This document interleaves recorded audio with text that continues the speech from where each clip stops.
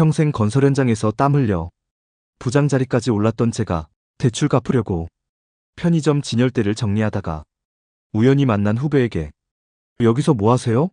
라는 말을 듣는 순간 제 인생이 완전히 무너져 내렸습니다. 여러분, 요즘 뉴스를 보며 이런 생각 해보신 적 없으신가요? 혹시 내 집값도 반토막 나는 건 아닐까? 불과 2년 전 부산 해운대의 바닷가 아파트가 12억에서 6억으로 떨어졌다는 소식이 전해졌습니다. 평생 모은 퇴직금과 대출을 합쳐 집을 장만했던 60대 부부는 하루아침에 벼랑 끝에 내몰렸죠. 여러분, 은퇴 후의 삶이 이렇게 흔들린다면 어떠시겠습니까? 내 노후 자금이 안전할 거라 믿었던 순간 무너져 내리는 그 두려움, 남의 일 같지 않으시죠? 지금 이 영상을 끝까지 보셔야 합니다. 놓치신다면 같은 실수를 반복할 수도 있습니다. 본격적인 영상 시작 전에 구독과 좋아요는 영상 제작에 정말로 큰 힘이 됩니다. 제 이름은 박정우, 올해 64살입니다. 건설회사에서 35년 동안 생산팀 부장으로 일했습니다. 매일같이 현장에서 먼지와 소음 속에 살았지만 퇴직을 앞두고는 그 모든 고생이 헛되지 않았다고 생각했습니다. 퇴직할 때 받은 퇴직금은 약 1억 5천만 원. 그 돈은 제 손때 묻은 낡은 작업복처럼 무겁고도 값진 것이었습니다. 오래도록 벗어던지지 못했던 그 작업복을 창고 구석에 걸어두면서 드디어 인생 2막이 시작되는구나 하는 안도감이 들었습니다. 퇴직 후 처음 며칠은 아내와 함께 늦잠도 자고 손주가 오면 놀아주며 평범한 일상을 즐겼습니다. 하지만 시간이 길어질수록 마음 한켠이 허전했습니다. 아파트 베란다에 서서 보이는 건 삭막한 도심 풍경뿐 수십 년 동안 철골 구조물과 콘크리트만 보며 살아온 제 눈에는 어느새 바다가 그리워졌습니다. 젊을 때 현장 공사차 지방을 오가며 본 속초의 푸른 바다는 늘 제 가슴에 남아 있었습니다. 바닷바람에 땀을 식히며 언젠가는 저곳에서 살고 싶다고 다짐했는데 그 다짐이 퇴직 후 현실이 될 수 있을 거라는 기대가 생겼습니다. 아내에게 조심스레 이야기를 꺼냈습니다. 여보, 이제 우리도 좀 여유롭게 살아보면 어떨까? 매일 바다 보면서 아침을 시작하는 거야. 아내는 처음엔 망설였습니다. 자식들도 서울에 있고 병원이며 편의시설도 도시에 다 있는데 괜히 낯선 곳으로 가서 불편만 겪을까 걱정했지요. 하지만 제 평생의 소원을 모른 척하기엔 미안했는지 결국은 한번 보러 가자고 마음을 열었습니다. 2021년 여름, 아내와 함께 속초로 향했습니다. 단순한 여행이 아닌 앞으로의 노후를 걸 집을 찾는 여정이었죠. 해변을 따라 늘어선 아파트 단지들이 눈에 들어왔습니다. 새로 지은 고층 아파트가 바다를 등지고 서 있는 모습은 장관이었습니다. 부동산 중개 사무실에 들어서니 사장은 환하게 웃으며 요즘 서울에서 온 은퇴자 부부들이 많이 찾는다며 반겼습니다. 그가 보여준 매물 중 하나는 바다가 한눈에 내려다 보이는 오션뷰 아파트였습니다. 베란다 창을 열자 탁 트인 바다와 파도 소리가 밀려와 제 가슴은 한순간에 뛰기 시작했습니다. 가격은 10억 원. 서울에 비하면 싼 편이라 했지만 제 퇴직금과 적금, 그리고 모아둔 돈을 모두 합쳐도 5억 원이 고작이었습니다. 나머지 절반은 대출을 받아야 했습니다. 아내는 걱정스러운 표정으로 저를 바라봤습니다. 당신 괜찮겠어? 우리 나이도 있는데 저는 씩 웃으며 대답했습니다. 여보, 내가 평생 일하며 벌어온 결실이야. 연금도 있으니 이자 정도는 감당할 수 있어. 이 기회 놓치면 평생 후회할 거야. 그렇게 우리는 서울의 아파트를 정리하고 속초 오션뷰 아파트를 계약했습니다. 낡은 작업복 대신 새 집 열쇠를 손에 쥔 순간 모든 고생이 보상받는 기분이었습니다. 아내와 함께 창문을 열고 바다를 바라보며 이제야 진짜 노후가 시작되는구나 하고 믿었습니다. 이사한 첫날, 속초의 바닷바람은 우리 부부를 따뜻하게 맞이해 주었습니다. 서울의 답답한 매연 대신 코끝을 스치는 짭조름한 바람과 갈매기 소리가 귓가에 맴돌자 아내의 표정에도 미소가 번졌습니다. 베란다에 서서 바다를 바라보며 커피를 마시는 그 순간 저는 스스로에게 말했습니다. 정우야, 너 이제 성공한 거다. 평생의 소원이 드디어 이뤄졌다. 그 말은 낡은 작업복을 벗어두고 새 인생을 시작하는 선언 같았습니다. 처음 몇 달은 모든 것이 꿈만 같았습니다. 아내와 함께 저녁이면 해변을 걸었고 아침에는 바다 위로 떠오르는 해를 바라보며 하루를 시작했습니다. 친구들과 친척들이 놀러 올 때마다 정우야, 내가 정말 부럽다. 이런 곳에서 사는 게 진짜 인생 아니냐라고 말했습니다. 그럴 때마다 제 가슴은 벅차올랐습니다. 아이들도 주말마다 내려와 신선한 회를 먹고 바닷가에서 손주들과 모래성을 쌓으며 즐거워했습니다. 저는 속으로 다짐했습니다. 그래, 이게 바로 내가 원하던 삶이다. 우리 가족의 노후는 이제 안전하다. 하지만 행복은 오래가지 않았습니다. 2022년 가을, 텔레비전 뉴스에 한국은행 기준금리 인상 자막이 떴을 때만 해도 대수롭지 않게 여겼습니다. 조금 오르겠지. 금리라는 게 늘 오르락내리락 하는 거니까. 그렇게 넘겼습니다. 하지만 몇 달 사이에 이자가 계속 오르더니 매달 내야 할 대출 상환액이 눈에 띄게 늘어났습니다. 처음에는 월 80만 원이던 원리금 상환액이 어느새 100만 원을 넘어섰습니다. 연금과 아내의 생활비를 감안해 계산해 보니 생각보다 빠듯해졌습니다. 아내는 어느 날 장을 보고 돌아와 장바구니를 주방에 내려놓으며 말했습니다. 정우 씨, 이거 이대로 괜찮을까? 물가도 오르고 이자도 계속 오르는데 괜찮겠어? 저는 애써 웃으며 대답했습니다. 여보, 걱정하지 마. 이런 건 잠깐이야. 내 연금으로 충분히 감당할 수 있어. 그러나 제 마음 한쪽에서는 작은 불안이 고개를 들고 있었습니다. 계산기를 두드리며 남은 대출 잔액을 보고 있자니 마치 창고 구석에 걸어둔 낡은 작업복처럼 무거운 현실이 다시 어깨를 짓누르는 기분이었습니다. 그 불안은 현실이 되기 시작했습니다. 같은 아파트 단지에서 거래되던 집값이 점점 내려간다는 소식이 들려왔습니다. 처음에는 9억 5천, 그러다 8억 7천. 어느 날 부동산 사장님이 전화를 걸어왔습니다. 박 부장님, 요즘 거래가 좀 뜸합니다. 금리도 계속 오르다 보니 매수자들이 주저하는 분위기예요. 저는 대수롭지 않게 대답했지만 전화를 끊은 뒤 손에 힘이 빠져 커피잔을 떨어뜨릴 뻔했습니다. 그 순간 모든 게 흔들리기 시작했습니다. 부동산 카페에도 이상한 글들이 올라오기 시작했습니다. 속초 아파트 거품 심하다. 이제 조정이 온다. 고점에 잡은 사람들 힘들어질 거다. 댓글을 보며 저는 스스로에게 말했습니다. 설마 내가 그 고점에 들어온 건 아니겠지? 하지만 아내는 제 마음을 간파한 듯 저녁 식탁에서 물었습니다. 정우 씨, 우리 집값도 떨어지고 있는 거 아니야? 아니야. 속초는 달라. 관광객도 많고 앞으로 고속도로도 확장된다잖아. 조금 떨어져도 다시 오를 거야. 저는 그렇게 말했지만 제 목소리에는 자신감이 담기지 않았습니다. 2023년 봄, 충격적인 소식이 들려왔습니다. 바로 옆동에 같은 평형 아파트가 6억에 거래됐다는 겁니다. 불과 2년 전 10억 주고 산 우리 집이 단숨에 절반 가까이 떨어진 겁니다. 저는 그날 밤 잠을 이루지 못했습니다. 천장에서 흔들리는 전등 불빛만 멍하니 바라보다가 결국 거실로 나와 창고 문을 열었습니다. 구석에 걸린 낡은 작업복이 눈에 들어왔습니다. 수십 년간 제 몸을 지켜주던 그 옷은 먼지가 뽀얗게 쌓여 있었습니다.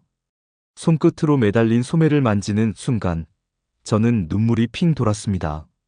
평생 이 옷을 입고 벌어온 돈이 한순간에 사라지고 있다는 현실이 너무도 참담했습니다. 아내도 점점 말수가 줄어들었습니다. 베란다에 나가 바다를 보던 그녀가 갑자기 중얼거렸습니다. 이렇게 아름다운 바다를 보면서도 마음이 편하지가 않네. 우리가 너무 큰 짐을 진 건 아닐까? 저는 대답을 하지 못했습니다.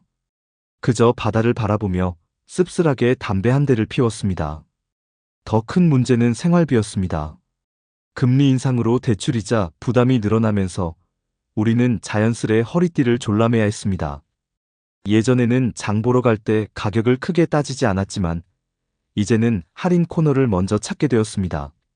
외식은 사치가 되었고 손주가 오면 먹이던 아이스크림조차 망설여야 했습니다. 할아버지, 아이스크림 사주세요. 순진하게 웃는 손주 얼굴 앞에서 지갑을 열며 제 손끝은 떨렸습니다. 겨우 1,000원짜리 몇 장을 내밀며 웃어 보였지만 속으로는 가슴이 무너져 내렸습니다. 설상가상으로 건강에도 이상이 생겼습니다. 퇴직 후엔 여유로운 삶을 꿈꿨지만 오히려 스트레스가 쌓이면서 혈압이 높아졌습니다. 병원에 가니 의사가 말했습니다. 박 선생님, 약을 꾸준히 드셔야 합니다. 스트레스가 심하면 더 악화될 수 있어요. 그 말을 들으니 더 서글펐습니다. 평생 현장에서 위험을 무릅쓰고 버텼는데 정작 은퇴 후엔 집 때문에 건강이 무너지는구나 싶었습니다. 2023년 여름, 집값은 또 떨어졌습니다. 부동산 사장님조차 전화를 걸어와 한숨을 쉬며 말했습니다. 솔직히 저도 이렇게까지 될 줄은 몰랐습니다. 요즘은 매수자가 거의 없습니다. 저는 수화기를 내려놓고 아무도 없는 거실에 앉아 있었습니다. 바다에서 불어오는 바람이 창문을 흔들었지만 그 소리는 더 이상 위로가 되지 않았습니다. 오히려 거센 파도가 집 안으로 밀려드는 듯한 두려움만 남았습니다. 아내와의 대화도 점점 줄어들었습니다. 정우 씨, 우리 자식들한테 솔직히 얘기해야 하는 거 아니야? 아니야. 괜히 걱정만 끼칠 필요 없어. 우리가 어떻게든 버티자. 하지만 제 목소리 역시 흔들렸습니다. 부모로서 체면이 무너지는 기분이었습니다. 자식들에게 우리가 잘못했다는 말을 차마 꺼낼 수가 없었습니다. 어느 날 장롱 속 통장을 꺼내보았습니다. 숫자들이 눈앞에 차갑게 박혔습니다. 매달 나가는 이자와 생활비를 빼고 나면 남는 게 거의 없었습니다. 저는 다시 창고 문을 열어 낡은 작업복을 꺼냈습니다. 손바닥에 묻은 먼지를 털어내며 속으로 중얼거렸습니다. 정우야, 결국 다시 일해야 하는구나. 2024년 초 집값은 결국 5억 원 선까지 내려앉았습니다. 불과 2년 만에 절반으로 줄어든 겁니다.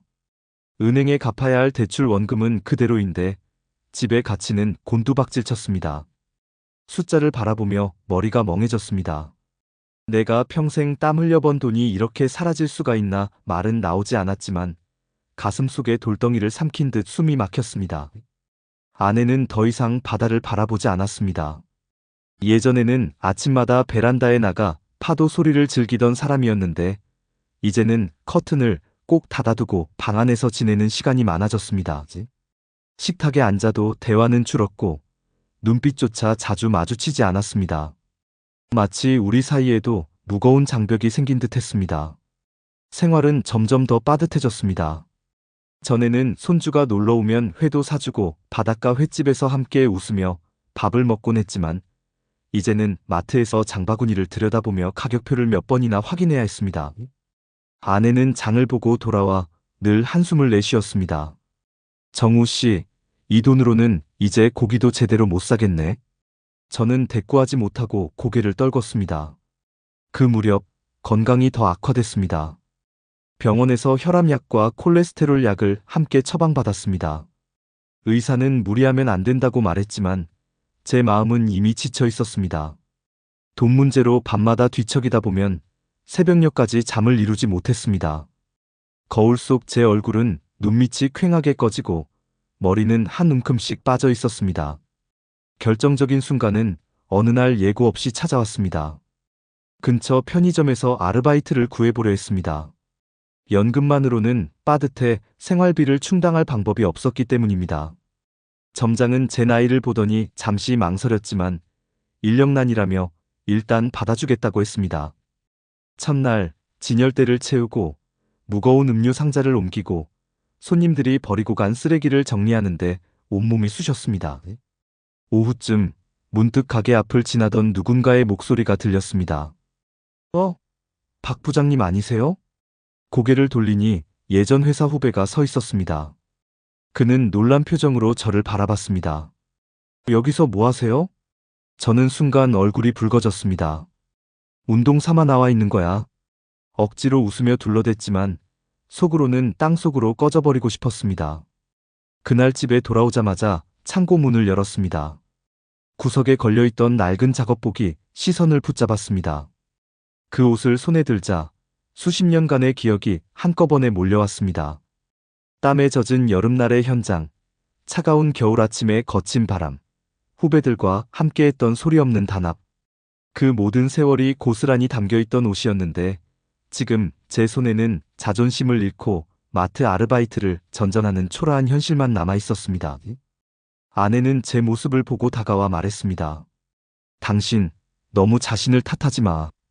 우리 둘이 같이 버티면 돼. 그 말이 위로가 되어야 했지만 오히려 더 미안했습니다. 그녀가 평생 고생만 하다 은퇴 후마저 걱정에 시달리는 모습이 너무도 서글펐습니다. 시간이 지나면서 자식들도 우리 분위기를 눈치챘습니다. 전화로 목소리가 예전 같지 않다는 걸 감지한 듯 아들이 물었습니다. 아버지, 무슨 일 있으세요? 요즘 목소리가 힘이 없으신데요. 저는 애써 웃으며 괜찮다, 별일 없다라고 말했지만 목구멍에서 걸려 나온 그 한마디가 너무도 쓰라렸습니다. 부모로서 체면을 지키고 싶었지만 사실은 누구보다도 힘들었습니다. 어느 날 밤, 저는 베란다에 서서 바다를 바라봤습니다. 어둠 속에서 파도는 여전히 부서지고 있었지만 그 소리는 더 이상 위로가 되지 않았습니다. 이 아름다운 풍경을 보려고 모든 걸 걸었는데 이제는 원망스러운 소리로 들리다니. 그렇게 혼잣말을 하며 담배를 꺼냈습니다. 손가락 끝에서 불빛이 흔들렸고 그 불빛에 제 얼굴에 깊은 주름이 드러났습니다. 생활은 빠듯했지만 아르바이트로 벌어오는 돈이 조금이나마 숨통을 틔워주었습니다. 편의점에서 야간 근무를 할 때면 가끔 젊은 손님들이 웃으며 사장님, 고생 많으십니다 하고 말해줄 때가 있었습니다. 그 짧은 인사가 큰 힘이 되었습니다. 처음에는 부끄럽고 자존심이 상했지만 시간이 지날수록 작은 일에도 보람을 느끼기 시작했습니다. 예전처럼 큰 돈을 벌지는 못해도 누군가에게 필요한 존재라는 사실이 제 마음을 조금씩 다독여 주었습니다. 아내와의 관계도 서서히 회복되었습니다. 저녁마다 함께 바닷가를 걷는 것이 우리의 작은 일상이 되었습니다. 바닷바람에 얼굴이 시려워도 손을 꼭 잡고 걸으면 묘한 따뜻함이 느껴졌습니다. 아내는 해변에서 파도 소리를 들으며 말했습니다. 당신, 우리가 가진 게 많지는 않지만 그래도 이렇게 둘이 함께 있으니 견딜 수 있네. 그 말에 저는 처음으로 고개를 끄덕이며 진심으로 웃을 수 있었습니다. 정부에서 발표한 새로운 부동산 대책도 작은 희망이 되었습니다. 인구 감소 지역에 세컨드홈 혜택을 주고 미분양 아파트를 매입하면 세금을 감면해 준다는 뉴스가 흘러나왔습니다. 직접적으로 우리 상황을 바꿀 수는 없었지만 최소한 이 도시가 완전히 버려지지는 않겠구나라는 위안이 되었습니다. 부동산 카페에서도 속초에도 다시 수요가 조금씩 생기고 있다는 글이 올라오기 시작했습니다. 물론 예전만큼의 활기는 아니었지만 적막했던 공간에 작은 불빛이 켜진 듯한 기분이었습니다. 어느 날 아내와 함께 손주가 있는 서울집을 찾았습니다. 손주는 천진난만하게 제 무릎 위로 뛰어 올라와 말했습니다. 할아버지, 속초집에서 또 놀고 싶어요. 그 한마디가 제 가슴을 울렸습니다.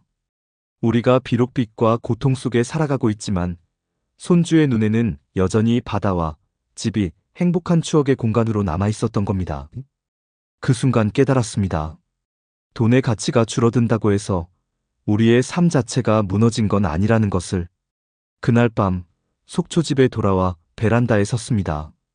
겨울 바다는 여전히 거칠게 파도를 몰아치고 있었지만 제 마음은 조금 달라져 있었습니다. 그래, 내가 가진 게 예전 같지 않아도 아직 아내가 곁에 있고 아이들이 찾아와 주고 손주가 웃어주잖아. 낡은 작업복을 떠올리며 생각했습니다. 해지고 낡았어도 여전히 옷으로서의 기능을 하듯 나도 아직은 살아갈 힘이 있다는 것을. 물론 후회는 여전히 깊었습니다. 10억을 주고 산 아파트가 이제 5억 남짓한 가치를 가진다는 사실은 지울 수 없는 상처였습니다. 하지만 그 상처를 안고서도 하루를 살아내야 했습니다. 저는 마음을 고쳐먹었습니다.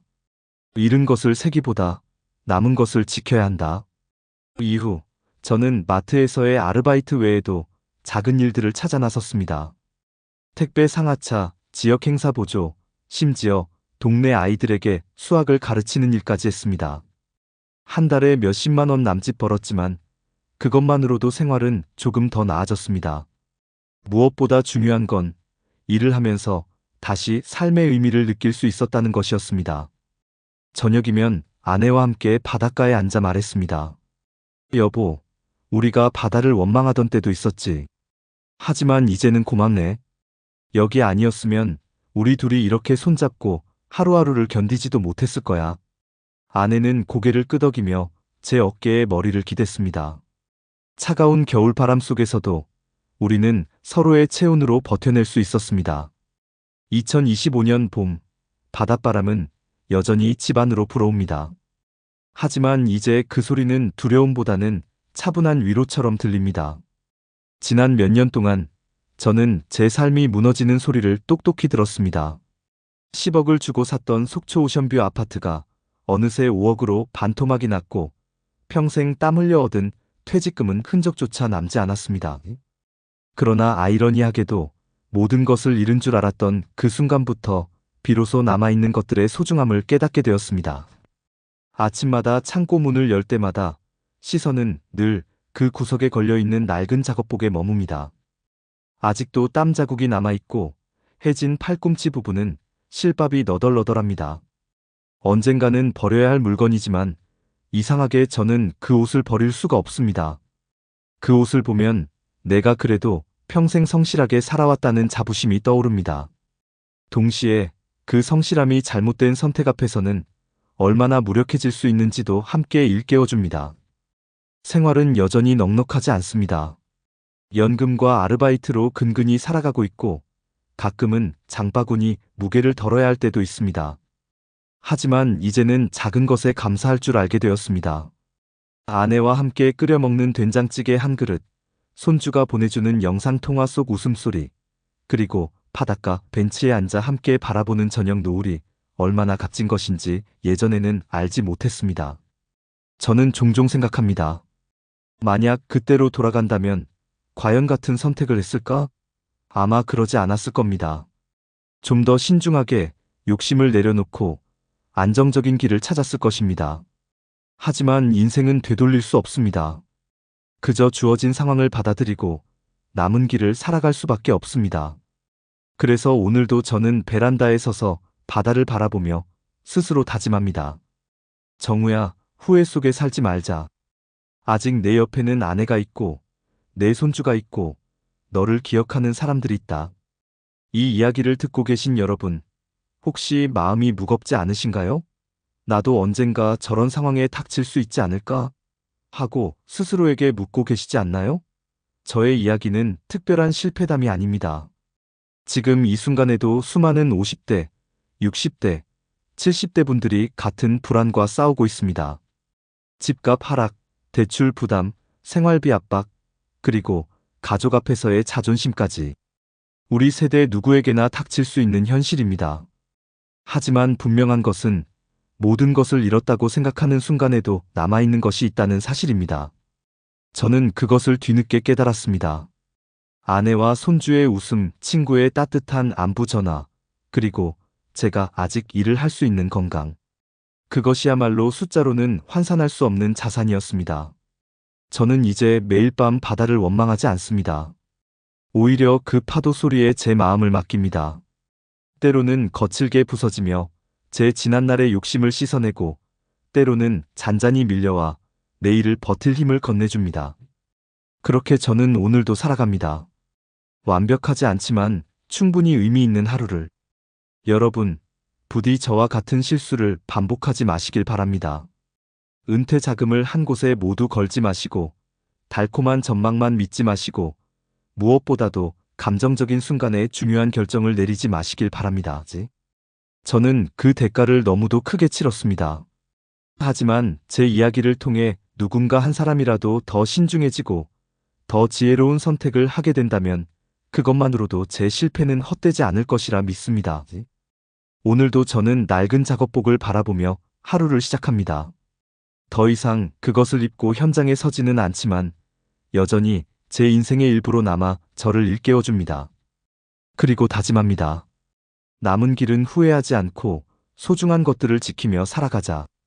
여러분, 지금 곁에 있는 사람들을 꼭 바라봐 주십시오. 그리고 오늘 하루의 소소한 행복을 놓치지 마십시오. 그것이 결국 우리 모두가 붙잡아야 할 마지막 희망일지도 모릅니다. 바람이 불어도 꺼지지 않는 등불이 있습니다. 흔들려도 무너지지 않는 뿌리가 있습니다. 그리고 쓰러져도 다시 일어나는 삶이 있습니다. 저는 한때 모든 것을 잃었다고 생각했습니다. 바다를 마주한 집값은 반토막이 나고 손에 쥔 퇴직금은 빚으로 변했습니다. 낡은 작업복을 바라보며 흐르던 눈물은 마치 제 지난 인생을 조롱하는 것 같았습니다. 그러나 시간이 흘러보니 그것은 끝이 아니라 또 다른 시작이었습니다. 한편 저와는 반대로 평생을 신중히 준비한 사람들이 있습니다. 은퇴를 앞두고도 욕심내지 않고 집과 자산을 분산해 관리했던 이웃은 지금도 매달 안정된 생활을 이어갑니다. 무리한 대출 대신 연금과 저축으로 꾸준히 삶을 지탱하는 사람, 가족과 함께 시간을 보내며 소박한 행복을 누리는 사람도 있지요. 이 차이는 무엇에서 시작될까요? 바로 준비와 선택에서 갈렸습니다. 저는 욕심과 감정에 흔들렸고 그들은 미래를 냉정하게 바라봤습니다. 저처럼 모든 것을 잃고 후회 속에서 눈물 흘리지 않으려면 우리 모두는 지금 이 순간부터라도 달라져야 합니다. 여러분, 노후의 행복은 결코 멀리 있지 않습니다. 매일의 작은 선택들이 쌓여 우리의 내일을 만듭니다. 돈을 쓰는 방식, 건강을 지키는 습관, 그리고 가족과 함께하는 시간 하나하나가 모여 결국 우리의 삶을 지탱합니다. 바닷바람에 쓰러지지 않는 나무처럼 우리도 뿌리를 튼튼히 내려야 합니다. 혹시 지금 불안하지 않으신가요? 나도 언젠가 집값이 떨어지면 어떡하지? 연금만으로 생활이 될까? 하는 걱정이 드신다면 그것은 변화를 시작해야 한다는 신호입니다. 작은 절약, 꾸준한 건강관리, 그리고 무엇보다 욕심을 내려놓는 용기가 필요합니다. 저는 모든 것을 잃은 후에야 깨달았습니다. 진짜 자산은 돈이 아니라 사람이라는 것을요. 아내가 곁에 있고 손주가 웃으며 안겨오는 순간, 저는 여전히 살아갈 이유를 찾습니다. 여러분, 지금 곁에 있는 사람의 손을 한번 꼭 잡아보세요. 그리고 속삭여주세요. 우리 함께라면 괜찮아. 그것이야말로 어떤 돈으로도 살 수 없는 가장 값진 노후 준비입니다. 오늘 제 이야기를 통해 여러분이 조금이라도 더 신중하게, 더 따뜻하게 노후를 준비하시길 바랍니다. 저처럼 낡은 작업복 앞에서 눈물 찢는 날이 아니라 해변을 걸으며 웃을 수 있는 날이 여러분께 오길 진심으로 기도합니다. 여러분의 노후는 아직 쓰이지 않은 빈 종이와도 같습니다. 어떤 그림을 그릴지는 지금부터 여러분의 손에 달려 있습니다. 그 종이에 눈물의 얼룩이 아니라 웃음과 감사의 흔적이 남기를 바랍니다. 여러분, 혹시 이런 걱정 해보신 적 있으신가요? 부모님의 장례를 치러야 할 순간이 갑자기 닥쳤는데 빈소 비용과 조의금, 손님 접대까지 감당해야 한다면 어떨까요?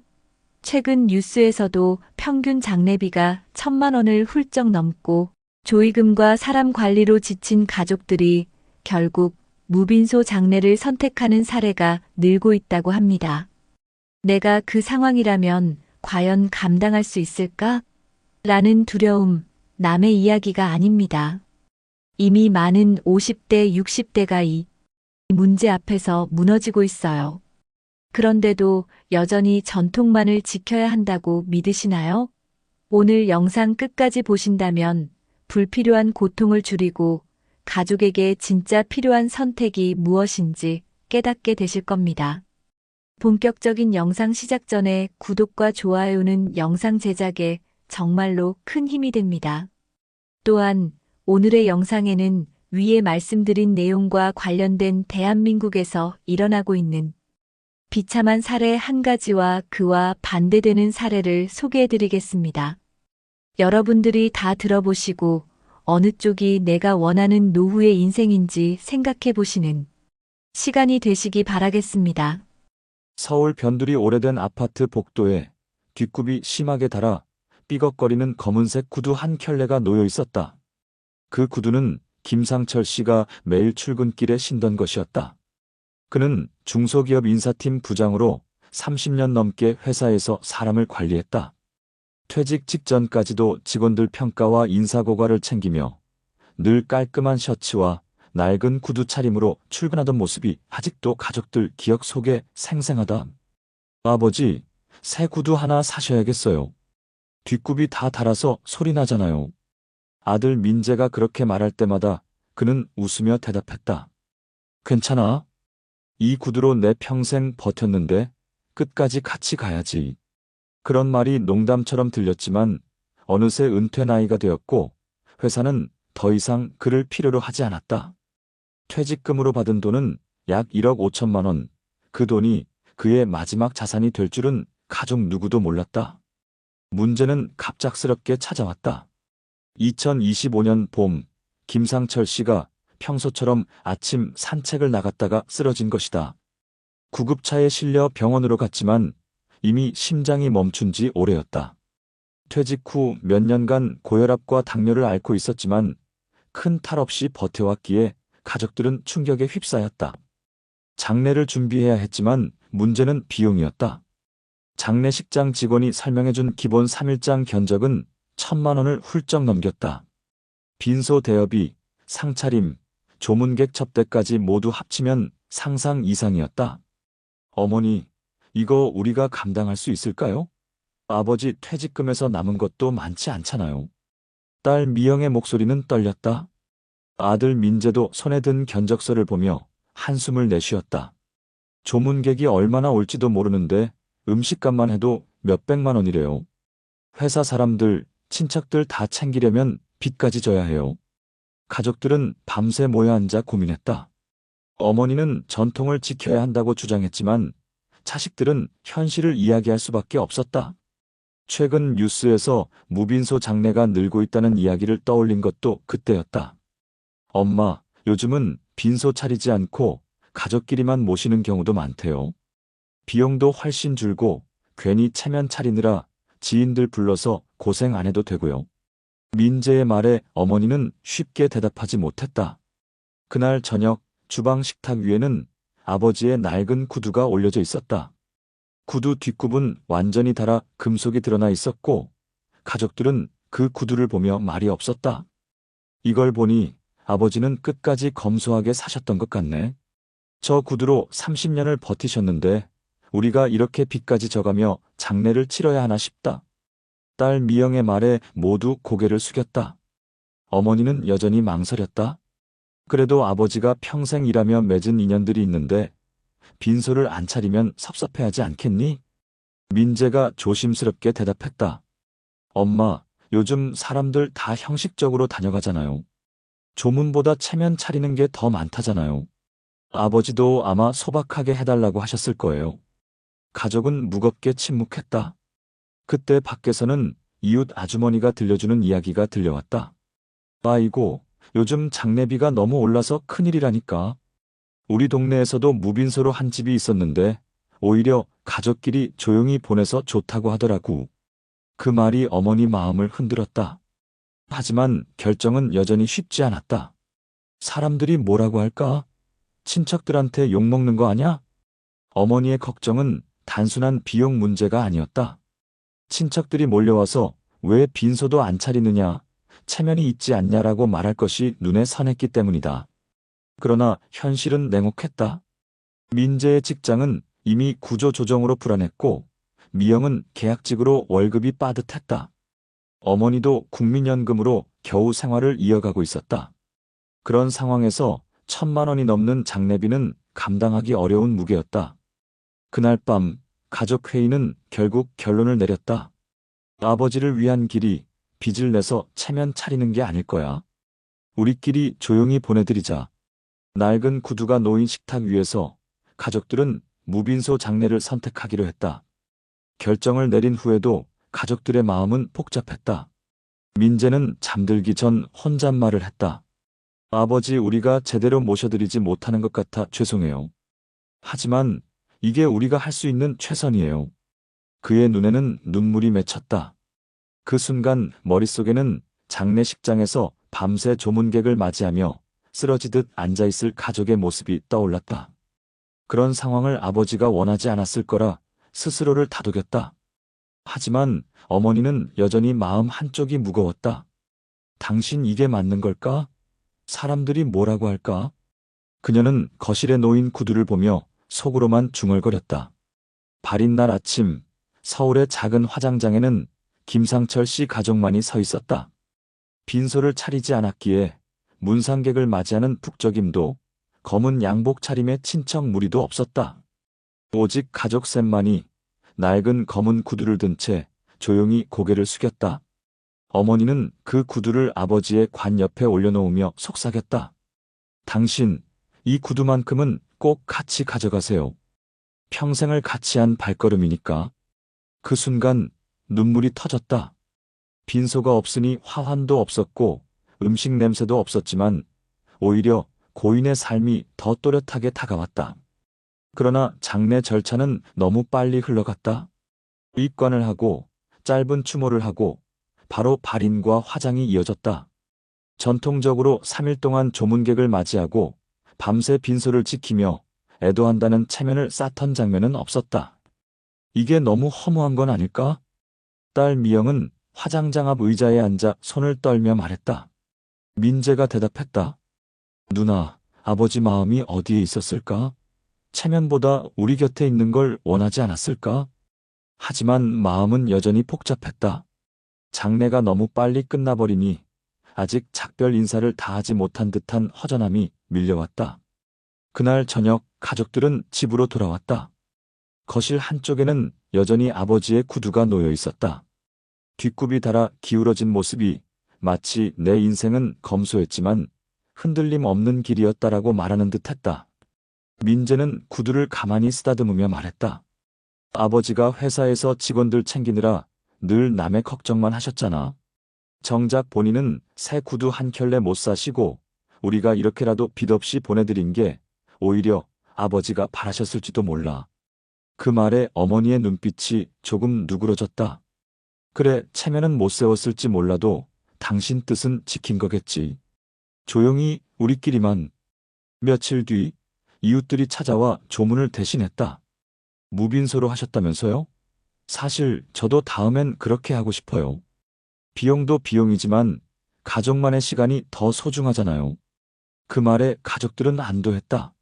사회적 시선이 두려웠지만 오히려 공감을 얻고 있었다. 2025년 대한민국 장례 문화는 빠르게 변하고 있다. 통계청에 따르면 1인 가구 비중은 꾸준히 늘고 있고 보건복지부 발표에 따르면 화장률은 90%를 넘어섰다.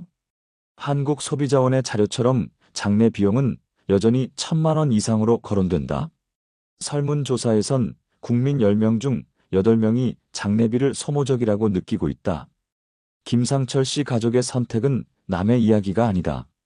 누구나 부모님의 장례를 준비해야 하는 순간이 오고 우리 역시 자식들에게 부담이 될 수 있다. 체면을 지키느라 빚을 내야 하는 전통을 고집할 것인가, 아니면 고인을 향한 진심에 집중할 것인가. 그 갈림길은 이미 우리 앞에 놓여 있다. 낡아 뒷굽이 다른 구두 한 켤레는 가족에게 중요한 메시지를 남겼다. 삶은 소박했지만 사랑은 충분했다. 빈소도 화환도 긴 행렬도 없었지만 가족만의 애도는 누구보다 진실했다. 여러분, 이 이야기가 혹시 남의 일 같으신가요? 어쩌면 머지않아 우리 모두가 같은 선택을 마주하게 될지 모릅니다. 그리고 그때 진정한 장례란 체면이 아니라 마음을 담아 보내는 것임을 기억하게 되실 겁니다. 여러분 어떠시나요? 위의 사례는 정말 비참하고 서글픈 인생 아닌가요? 하지만 지금부터 소개해드리는 사례는 정반대의 선택으로 행복한 노후를 보내고 있는 분을 소개해드리겠습니다. 경기도 남양주에 사는 최영호 씨는 올해 68살이다. 그는 평생을 시청 공무원으로 일하다 정년퇴직을 맞았다. 퇴직금은 따로 없었지만 매달 꼬박꼬박 들어오는 연금이 있었다. 금액은 매달 약 280만 원. 넉넉하다고 할 순 없지만 생활을 꾸리기에 안정적인 기반이 되어주고 있었다. 아버지, 이번 달도 연금 들어왔죠? 덕분에 저희 걱정은 덜하네요. 딸 은지가 웃으며 말했다. 그럼 나라에서 주는 돈인데 빠질 리가 있겠니? 이게 바로 내 엄마랑 나 평생 성실하게 살아온 데가 아니겠어? 영호 씨는 그렇게 대답하며 소파에 앉아 신문을 넘겼다. 그의 집 현관 옆에는 반짝반짝 닦아놓은 편안한 워킹화 한 켤레가 놓여 있었다. 평생 낡은 구두를 신어왔던 친구들과 달리 그는 은퇴 후에도 늘 발 건강을 위해 좋은 신발을 사 신었다. 아내와 함께 동네 산책을 하거나 작은 여행을 다닐 때마다 그 신발은 그의 노후를 지탱해주는 동반자가 되었다. 물론 그의 삶이 처음부터 순탄했던 것은 아니었다. 퇴직 직후 그는 잠시 흔들렸다. 여보, 우리도 아파트 넓혀야 하는 거 아냐? 요즘 다들 전세든 매매든 올려 잡는다잖아. 아내의 말에 영호 씨는 고개를 저었다. 안 돼. 지금 집이면 충분해. 우리 소득으로 무리해서 대출 끼고 이사하면 나중에 연금까지 갉아먹게 될 거야. 그 시절은 금리가 가파르게 오르던 때였다. 뉴스에서는 연일 연끌 투자 실패, 은퇴자들 파산 같은 기사들이 쏟아졌다. 주변 동료들 중 몇몇은 퇴직금을 끌어모아 상가 투자에 뛰어들었고 또 어떤 이는 무리한 아파트 갈아타기에 나섰다. 처음엔 다들 돈을 벌었다고 자랑했지만 몇 년이 지나자 상황은 달라졌다. 공실로 텅 빈 상가, 떨어진 집가, 그리고 늘어난 이자, 부담에 허덕이는 사람들이 하나둘 생겨났다. 형님, 나 요즘 잠이 안 와. 가게 세입자가 나가버려서 월세가 안 들어오네. 은행 이자는 계속 나가고. 퇴직 동기였던 박 씨가 술자리에서 하소연을 했다. 그 옆에서 영호 씨는 조용히 물컵을 들어 올렸다. 그래서 내가 그때 말렸잖아. 무리한 투자하지 말라고. 연금만 지켜도 충분히 산다고. 그 순간 친구들의 눈에는 씁쓸함과 부러움이 동시에 비쳤다. 영호 씨의 집은 화려하지 않았다. 작은 아파트, 소박한 가구, 그리고 오래된 가전제품. 하지만 가족들의 얼굴에는 늘 웃음이 있었다. 퇴직 직후 그는 큰 욕심 대신 작은 계획을 세웠다. 매달 연금 중 일부는 생활비로 쓰고 일부는 비상자금으로 모았다. 그리고 남는 돈으로는 지역 문화센터 강좌나 가족과의 소소한 여행을 즐겼다. 아버지, 이번에 제주도 가요? 연금으로도 충분히 가능하죠? 그럼 평생 일만 했는데 이젠 너희랑 이런 거 해야지. 그가 선택한 것은 안정과 균형이었다. 친구들이 상가 공실로 은행 독촉을 받는 동안 그는 아내와 함께 동네 복지관에서 건강체조를 배우고 손주와 함께 그림을 그리며 시간을 보냈다. 어느 날 저녁 식탁에서 딸 은지가 물었다. 아버지, 솔직히 후회되진 않으세요? 퇴직금도 없고 연금만 있으니까 다른 사람들처럼 큰돈 만져보지 못했잖아요. 영호 씨는 미소를 지으며 반찬을 집어 올렸다. 후회? 전혀 안 한다. 큰돈이 필요할 때는 젊을 때였고 지금은 매달 안정적으로 들어오는 이 돈이 가장 값진 거야. 나는 내 엄마랑 병원비 걱정 없이 살고 너희에게 손 벌리지 않는 것만으로도 충분하다. 그 말에 아내는 고개를 끄덕이며 덧붙였다. 그래, 우리가 이렇게 편안히 지내는 게 다 당신 덕분이지. 괜히 욕심 부렸다가 힘들게 사는 사람들 많잖아. 물론 위기도 있었다. 아들이 갑자기 직장을 그만두고 몇 달간 구직을 하지 못했을 때 가족의 생활비가 빠듯해졌다. 아버지, 제가 집에 보탬이 안 돼서 죄송해요. 아들이 고개를 떨구자 영호 씨는 조용히 대답했다. 괜찮다. 지금은 내가 다시 일어설 시간을 가지는 게 중요하다. 우리 생활은 연금으로 유지되니까 크게 걱정 마라. 그는 아들에게 잔소리 대신 믿음을 주었고 결국 아들은 다시 일자리를 구했다. 이 작은 사건은 가족 모두에게 큰 깨달음을 남겼다. 안정적인 기반이 있으면 어떤 위기라도 버틸 수 있다는 사실이었다. 퇴직한 지 몇 해가 지나면서 주변 친구들과의 차이는 점점 더 뚜렷해졌다. 어느 날 퇴직 동기 모임에서 친구들이 모였다. 술잔이 오가는 자리에서 모두의 얼굴에는 세월의 흔적뿐 아니라 걱정도 묻어 있었다. 야, 영호, 너는 요즘 뭐하고 지내냐? 한 친구가 물었다. 나 그냥 아내랑 산책 다니고 손주 보러 가고 가끔 여행도 다니지. 연금 들어오니까 큰 걱정은 없어. 그 순간 맞은편에 앉아있던 동기가 툭 내뱉었다. 부럽다. 진짜 난 퇴직금 전부 상가에 넣었다가 세입자 나가버려서 지금 경비 일하고 있어.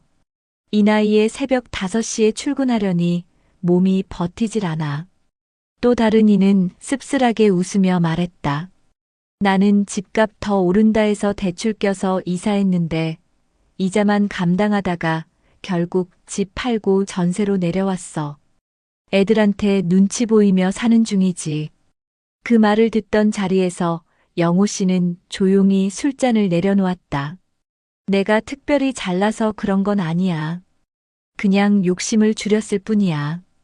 그게 이렇게 큰 차이를 만들 줄은 나도 몰랐다. 주변 친구들은 말없이 고개를 끄덕였다. 그들의 얼굴에는 후회와 동시에 안정된 영호 씨 삶에 대한 부러움이 가득 담겨 있었다. 집으로 돌아온 영호 씨는 거실 한편에 놓인 손주의 그림을 바라봤다. 할아버지, 이거 내가 그린 거예요. 우리 가족이 같이 여행 가는 모습이에요. 손주는 크레파스로 알록달록 그린 그림을 자랑스럽게 내밀었다. 그 그림 속에는 아버지와 어머니, 그리고 손주들이 모두 웃고 있는 모습이 담겨 있었다. 그 순간 영호 씨는 깨달았다. 행복은 큰 돈이나 화려한 집에 있는 게 아니라 이렇게 매일 이어지는 평범한 순간 속에 있구나. 그는 아내에게 말했다. 여보, 우리가 무리하지 않고 여기까지 온 게 다행이야. 이렇게 손주들이 웃는 모습을 볼 수 있는 게 가장 큰 복이지. 아내도 고개를 끄덕이며 대답했다. 맞아. 다른 사람들처럼 큰 욕심 냈으면 지금쯤 우리도 빚 걱정에 잠 못 이루고 있었을 거야. 2025년 현재 한국 사회에서 노후는 점점 더 큰 화두가 되고 있다. 통계청에 따르면 1인 가구는 해마다 늘어나고 고령층 의료비와 생활비는 계속 오르고 있다. 한국소비자원 조사에 따르면 장례비와 같은 일회성 지출도 1,000만 원을 넘어서는 경우가 많아 노후 가계에 큰 부담이 된다. 그러나 은퇴 후 삶이 모두 비극적인 것은 아니다. 최영호 씨의 사례는 그 반대다. 그는 평생 성실하게 일하며 쌓은 연금을 소중히 지켰고 퇴직 후에도 무리하지 않고 작은 행복에 집중했다. 그 결과 친구들이 빚과 불안에 시달릴 때에도 그는 가족과 함께 웃을 수 있었다. 아버지, 나도 나중에 아버지처럼 살고 싶어요. 욕심내지 않고 매달 들어오는 연금으로 가족이랑 웃으며 사는 거요. 딸 은지의 말에 영호 씨는 미소 지었다. 그래, 결국 중요한 건 내가 사랑하는 사람들과 함께하는 시간이야. 그게 전부야. 그의 말은 거창하지 않았다.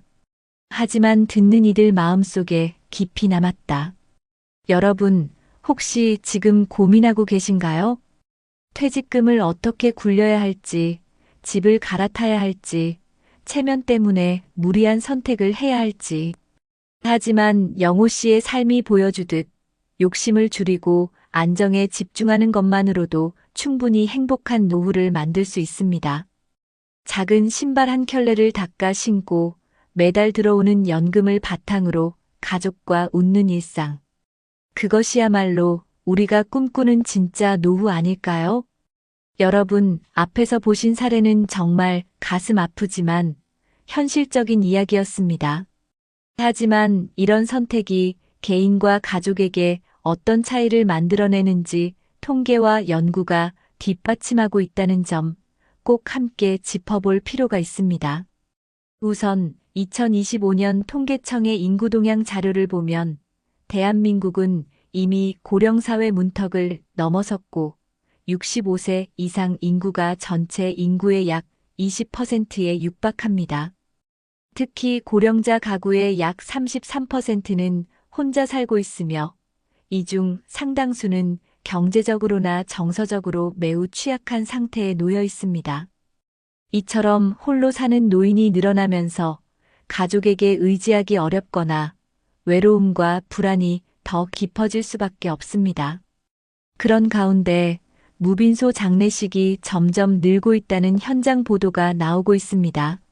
한 자료에 따르면 최근 몇 년 사이 전통적인 3일장이 아닌 가족 중심의 소박한 장례 방식이 약 1520% 정도 증가하고 있다고 합니다.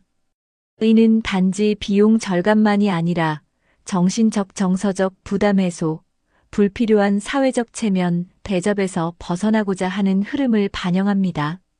한국소비자원에서 발표한 장사비용 자료를 보면 평균 장례 비용은 여전히 1,000만 원을 훌쩍 넘고 있으며 조문객 식대 및 빈소 대여가 차지하는 비중이 상당합니다.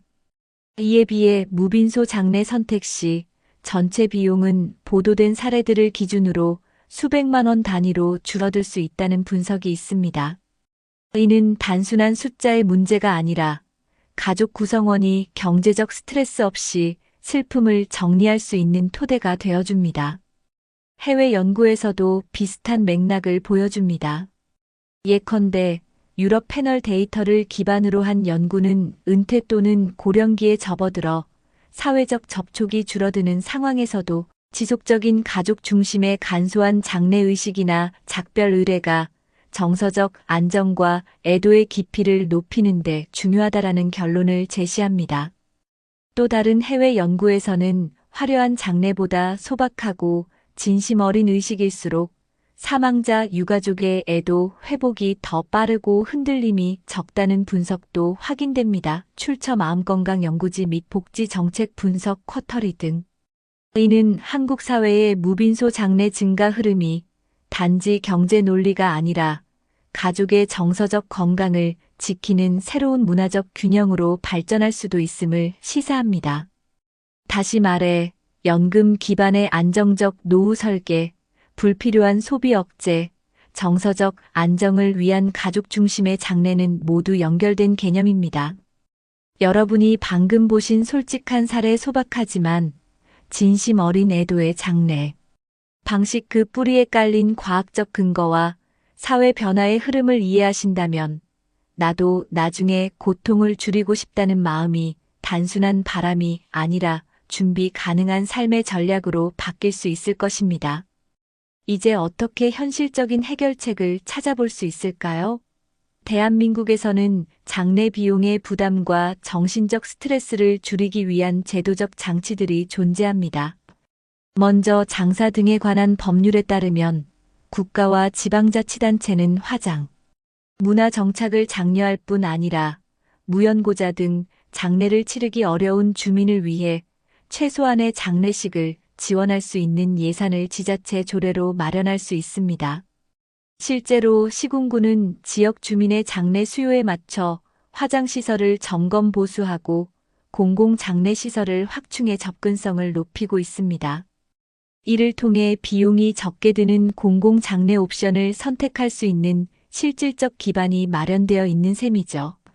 또한 고인의 유산이 부족하거나 장례 비용을 마련하기 어려운 경우 지자체가 장례 비용 보조금을 지급할 수 있도록 규정되어 있어 비용 부담이 큰 가족에게 현실적 도움을 줄 수 있습니다.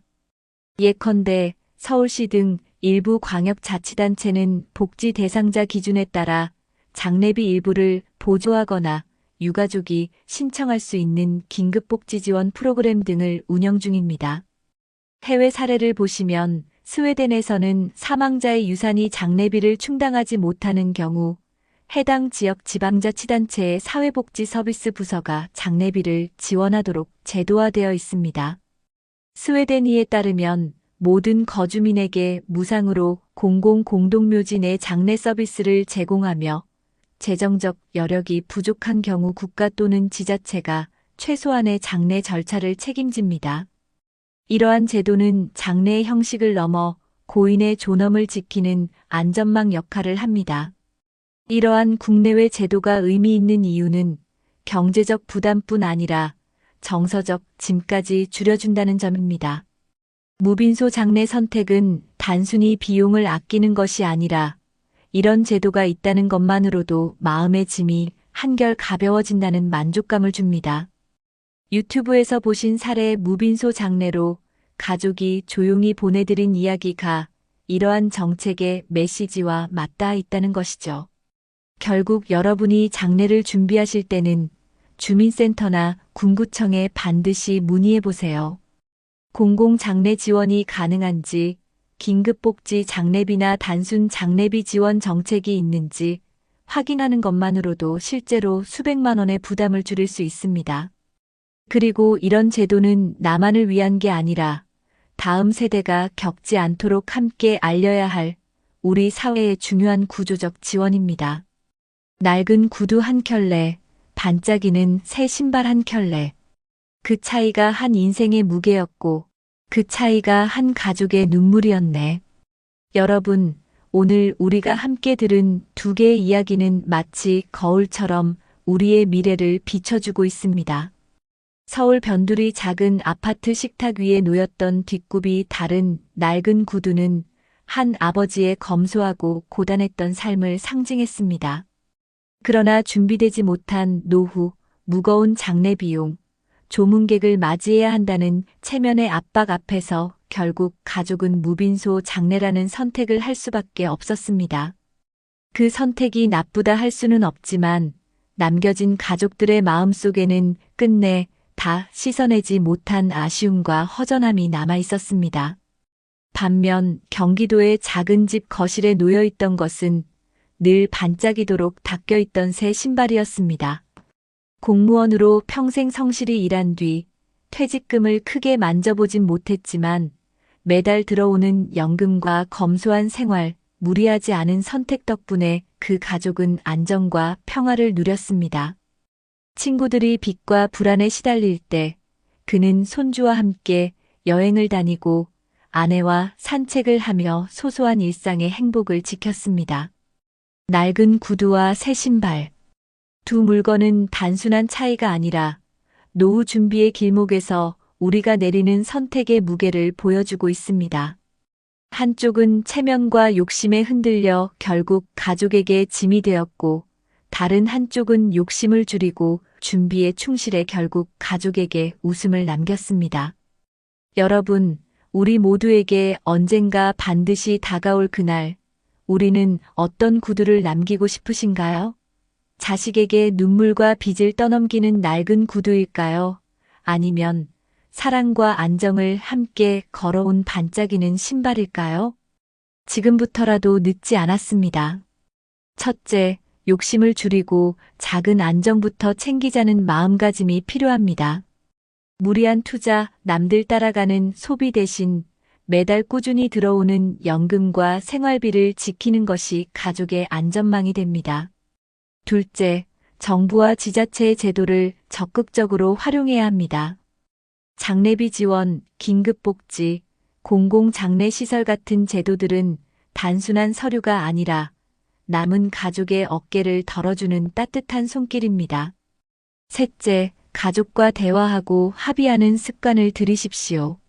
살아있을 때 장례 방식을, 노후 생활의 방향을, 서로의 바람을 나누어야 합니다. 준비된 대화는 위기의 순간 사랑하는 이들을 지켜줍니다. 여러분, 노후의 성공은 크고 화려한 것이 아닙니다. 매일 아침 눈을 떴을 때 빚이 아닌 평안함이, 후회가 아닌 미소가 우리를 맞이하는 것, 그것이야말로 가장 값진 준비입니다. 낡은 구두가 남긴 무거운 발자국을 우리는 기억해야 합니다. 그러나 동시에 반짝이는 새 신발로 가족과 함께 웃으며 걷는 길을 우리도 만들 수 있습니다. 지금 이 순간부터 여러분의 선택이 달라진다면 언젠가 우리 자녀들은 부모님의 마지막 길을 눈물이 아닌 감사로 배웅할 수 있을 것입니다. 그 길 위에 놓일 것은 체면과 빚이 아닌 사랑과 평안의 발자국이어야 하지 않겠습니까? 여러분, 오늘 이 이야기가 남의 일이 아닌 우리의 미래라는 사실 가슴 깊이 새겨주시길 바랍니다. 지금 당장 준비하는 작은 행동 하나가 여러분의 가족을 지켜주고 여러분의 마지막 길을 가장 따뜻하고 존엄한 모습으로 남겨줄 것입니다. 여러분, 혹시 들으셨나요? 55살 남성이 실직한 지 1년 만에 전 재산을 쏟아부어 외제차를 구입했다가 지금은 월세 원룸에서 카드빚에 허덕이며 살아간다는 소식 말입니다. 믿기지 않으시죠? 하지만 이런 이야기는 요즘 드문 일이 아닙니다. 나도 한 번뿐인 인생인데 하고 싶은 건 하면서 살아야지. 그런데 문제는 그 순간의 선택이 10년, 20년 뒤 우리의 노후를 송두리째 무너뜨릴 수 있다는 겁니다. 실제로 통계청 자료에 따르면 대한민국 50대 가구 절반 이상이 대출에 묶여 있고 60대 이상은 국민연금만으로 생활비의 절반도 채우지 못하고 있습니다. 한 달 평균 노후 생활비가 개인 기준 160만 원이 넘는데 연금 수령액은 그 절반도 안 되는 경우가 많습니다. 그러다 보니 많은 분들이 이렇게 말합니다. 언제까지 가족만 위해 희생하며 살 수 있겠냐. 나도 내 즐거움 좀 누려야지. 하지만 문제는 이 즐거움이 빚과 대출에 기대고 있다면 결국 내 노후와 가족의 미래를 동시에 파괴하는 부메랑이 된다는 사실입니다. 지금 이 순간에도 수많은 50대, 60대 가장들이 카푸어라는 이름으로 불리며 멋진 차를 타고 다니지만 속으로는 매달 할부금과 생활비 걱정에 시달리고 있습니다. 더 무서운 건 이런 선택을 한 사람들의 대부분이 70대에 접어들면 제대로 된 노후 자금도 건강도 심지어 가족의 지지도 잃어버린다는 겁니다. 여러분 생각해 보세요. 오늘의 소비가 단순한 나의 선택일까요? 아니면 앞으로의 20년을 결정짓는 운명의 갈림길일까요? 끝까지 보시면 이 위태로운 현실 속에서 우리가 반드시 기억해야 할 해법을 함께 나누겠습니다. 본격적인 영상 시작 전에 구독과 좋아요는 영상 제작에 정말로 큰 힘이 됩니다. 또한 오늘의 영상에는 위에 말씀드린 내용과 관련된 대한민국에서 일어나고 있는 비참한 사례 한 가지와 그와 반대되는 사례를 소개해드리겠습니다. 여러분들이 다 들어보시고 어느 쪽이 내가 원하는 노후의 인생인지 생각해보시는 시간이 되시기 바라겠습니다. 김성호 씨는 올해 55살입니다. 한때는 지방 중견 건설회사에서 부장 직책까지 올랐던 사람입니다. 현장에서 직원들을 이끌며 아파트 단지나 상가 건축 현장을 관리했던 그는 늘 안정적인 중간 간부라는 평가를 받았습니다. 퇴직 당시 그는 약 1억 5천만 원 정도의 퇴직금을 손에 쥐었고 오랜 시간 같은 회사에서 일해왔다는 자부심도 있었습니다. 집은 아내와 함께 사는 전세 아파트였고 슬하에는 대학을 막 졸업한 아들과 고등학교를 다니는 딸이 있었습니다. 생활은 평범했습니다. 특별히 사치를 부리지도 않았고 늘어난 대출을 감당할 만큼의 월급은 있었기에 하루하루가 힘들지는 않았습니다. 다만 건설 경기 침체가 심해지면서 회사 사정이 어려워지고 결국 부장이었던 그도 구조조정에 휘말리게 되었습니다. 부장님, 이번에 어쩔 수 없습니다. 죄송합니다. 회사의 젊은 인사팀장이 고개를 숙이며 내민 퇴직 통보서 앞에서 성호 씨는 한동안 말을 잇지 못했습니다.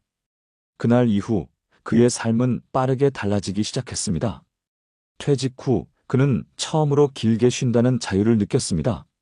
하지만 시간이 지나자 불안이 밀려왔습니다. 적금이야 얼마 지나지 않아 생활비로 녹아내렸고 퇴직금 1억 5천만 원은 은행 통장 숫자로만 존재할 뿐이었습니다. 아내는 생활비 걱정에 잔소리를 늘렸습니다. 여보, 이제라도 재취업 알아봐야 하는 거 아냐? 당장 누가 55살을 받아주겠어? 한두 달 좀 쉬었다 생각하자고. 그러던 어느 날 중고차 매매단지를 둘러보다가 그는 눈길을 끄는 오래된 외제차 한 대를 발견했습니다.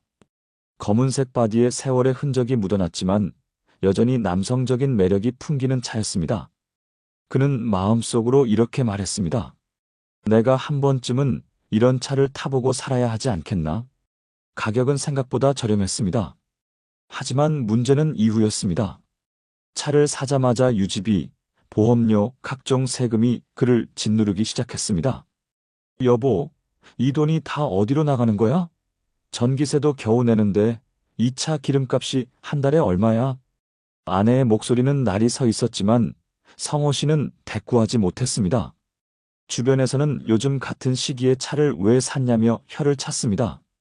그러나 그는 한 번뿐인 인생인데 이 정도는 누려야지라며 스스로를 위로했습니다. 하지만 현실은 냉정했습니다. 아들의 취업 준비와 딸의 학원비, 월세와 생활비까지 모두 그의 책임이었는데 퇴직금은 외제차 구입과 생활비로 이미 빠르게 줄어들고 있었습니다. 2025년 현재 물가는 연일 오르고 있습니다. 장바구니 물가, 교통비, 심지어 공공요금까지 모두 치솟았습니다. 국민연금만으로는 최소 생활조차 불가능하다는 뉴스가 쏟아지는 상황에서 그는 매달 빠져나가는 자동차 유지비를 감당할 수 없었습니다. 아빠, 이번 달 등록금은 어떻게 돼요? 성호 씨, 월세 내야 하는데 통장 잔액이 없어요. 가족의 목소리는 그를 더 초조하게 만들었습니다. 결국 그는 신용카드 현금 서비스에 손을 대기 시작했습니다. 처음엔 조금만 쓰고 곧 갚겠다고 생각했지만 몇 달이 지나자 빚은 눈덩이처럼 불어났습니다. 밤마다 원룸 옆 방에서 들려오는 TV 소리를 들으며 그는 주차장에 홀로 세워진 오래된 외제차를 바라봤습니다. 차는 그에게 한때 자존심이었지만 이제는 삶을 짓누르는 상징이 되어 있었습니다. 아내는 더 이상 참지 못했습니다. 여보, 왜 그렇게 무모했어? 애들 앞길은 생각 안 해? 차 팔아야지. 당장 내일이라도 팔아. 팔면 뭐가 남는데? 퇴직금 다 흩어지고 내 인생엔 뭐가 남아? 이 대화는 결국 큰 다툼으로 이어졌습니다. 아들은 그런 부모를 보며 취업 준비조차 집중할 수 없었고 딸은 학원을 그만두겠다고 말했습니다. 가족의 균열이 현실로 다가오자 그는 처음으로 후회라는 단어를 떠올렸습니다. 하지만 이미 늦은 감이 있었습니다. 오래된 외제차는 매달 유지비만 갉아먹는 검은 구멍이 되었고 그의 노후 준비는 이미 사라진 지 오래였습니다. 밤이 깊어질수록 그의 눈에는 피곤과 불안이 가득했습니다. 그리고 그 옆 주차장에 세워진 차는 어둠 속에서도 무겁게 빛을 반사하며 마치 그의 선택을 비웃는 듯 서 있었습니다. 2025년 초겨울, 기온이 영하로 떨어지던 어느 날이었습니다. 성호 씨는 주차장에 세워둔 차를 바라보다가 한참 동안 발걸음을 떼지 못했습니다. 시동을 걸어야 했지만 이미 몇 달째 보험료를 제때 내지 못해 갱신이 밀려 있었습니다. 주유할 돈도 없었습니다. 그의 통장 잔고는 마이너스 상태였고 카드사는 연체 안내 문자를 하루에도 몇 번씩 보냈습니다. 전화벨이 울릴 때마다 심장이 내려앉았고 아내와 아이들 앞에서는 그 소리를 들키지 않으려 일부러 휴대폰을 꺼두곤 했습니다. 아내는 결국 아이들과 함께 친정으로 거처를 옮겼습니다. 여보, 이렇게는 못 살겠어. 우리 애들은 미래가 있는데 나 더는 못 버티겠어. 성호 씨는 홀로 남겨졌습니다. 좁은 원룸에 혼자 앉아 차키를 손에 쥔 채 텅 빈 주차장을 내려다보는 것이 그의 일상이 되었습니다. 아이들 웃음소리도 아내의 잔소리도 그에게는 이제 사라진 풍경이었습니다. 이웃 원룸 복도에서는 늘 다른 중년 남성들의 한숨 섞인 대화가 들려왔습니다. 나도 퇴직금 날렸어. 이제 편의점 야간 아르바이트라도 해야 해. 연금만 믿었다가 지금 꼼짝 못하네. 성호 씨는 그 말들을 들으며 자신만의 문제가 아니라는 걸 깨달았습니다. 하지만 그 깨달음은 그를 위로하기보다 더 깊은 절망으로 밀어넣었습니다. 오래된 외제차는 여전히 그 자리에 있었지만 더 이상 자랑도 위안도 되지 못했습니다. 빚을 불러온 상징, 그리고 가족을 떠나게 만든 원인이었으니까요. 어느 날 저녁, 그는 우연히 오래된 사진 한 장을 꺼내보게 되었습니다. 건설회사에 다니던 시절 공사 현장에서 함께 찍은 직원들과의 사진이었습니다. 그때의 그는 웃고 있었고 안전모를 쓴 채 어깨를 펴고 있었습니다. 그땐 참 당당했는데 그는 중얼거렸습니다. 그날 밤 그는 오랜만에 아내에게 전화를 걸었습니다. 여보, 미안해. 내가 너무 큰 실수를 했어. 아이들 앞에서 창피한 아버지가 됐네. 전화기 너머로 긴 정적이 흘렀습니다. 한참 만에 아내는 짧게 말했습니다. 이제라도 제발 현실을 보자. 차부터 정리해. 그리고 생활부터 다시 세워야 해. 그 말은 차갑게 들렸지만 동시에 그에게는 마지막 남은 끈처럼 느껴졌습니다. 며칠 뒤 성호 씨는 결국 차를 매물로 내놓았습니다. 생각보다 헐값이었고 손에 쥔 돈은 얼마 되지 않았습니다. 그러나 차를 넘기고 돌아오는 길, 그는 묘한 가벼움을 느꼈습니다. 주차장 한켠에 덩그러니 서 있던 무거운 그림자가 사라진 듯 했습니다. 김성호 씨의 이야기는 결코 특별한 사례가 아닙니다. 지금 대한민국 곳곳에서 비슷한 일이 벌어지고 있습니다. 50대와 60대 가장들이 퇴직 후 무분별한 소비로 인해 빚을 떠안고 가족과 갈등을 겪으며 결국 노후 준비마저 놓쳐버리는 현실. 2025년 현재 통계청은 발표했습니다. 우리나라 50대 가구 절반 이상이 여전히 대출을 지고 있고 국민연금만으로는 월 생활비의 절반도 충당하기 어렵다. 실제 노후 생활에 필요한 비용은 부부 기준 월 270만 원에 달하지만 현실은 그보다 훨씬 부족합니다. 그러니 성호 씨의 이야기는 누군가의 비극적 드라마가 아닙니다. 지금 이 순간에도 우리 주변에서 혹은 우리의 삶 속에서 일어나고 있는 현실입니다. 여러분, 한 번뿐인 인생이라는 말에 흔들릴 때가 있죠. 하지만 순간의 즐거움이 평생을 짓누르는 짐이 될 수도 있습니다. 김성호 씨가 남긴 교훈은 단순합니다. 내가 하고 싶은 것보다 가족과 나의 노후가 먼저다. 우리 모두가 이 사실을 늦기 전에 깨닫는다면 더는 그의 선택처럼 후회와 눈물이 뒤따르지 않을 것입니다. 여러분 어떠시나요? 위의 사례는 정말 비참하고 서글픈 인생 아닌가요? 하지만 지금부터 소개해드리는 사례는 정반대의 선택으로 행복한 노후를 보내고 있는 분을 소개해드리겠습니다. 이종길 씨는 올해 63살입니다. 서울이 아닌 충청도의 한 소도시에서 오랜 기간 공무원으로 일하다가 정년을 맞이했습니다. 젊을 때부터 화려하지는 않았지만 안정된 직장을 기반으로 꾸준히 살아온 전형적인 평범한 아버지였습니다. 그의 집은 오래된 아파트였습니다. 남들이 보기에는 특별할 것 없는 삶이었지만 그는 늘 가계부를 쓰며 생활을 계획적으로 관리했습니다. 매달 월급의 일정 부분을 연금저축에 넣었고 지출은 가족 중심으로만 했습니다.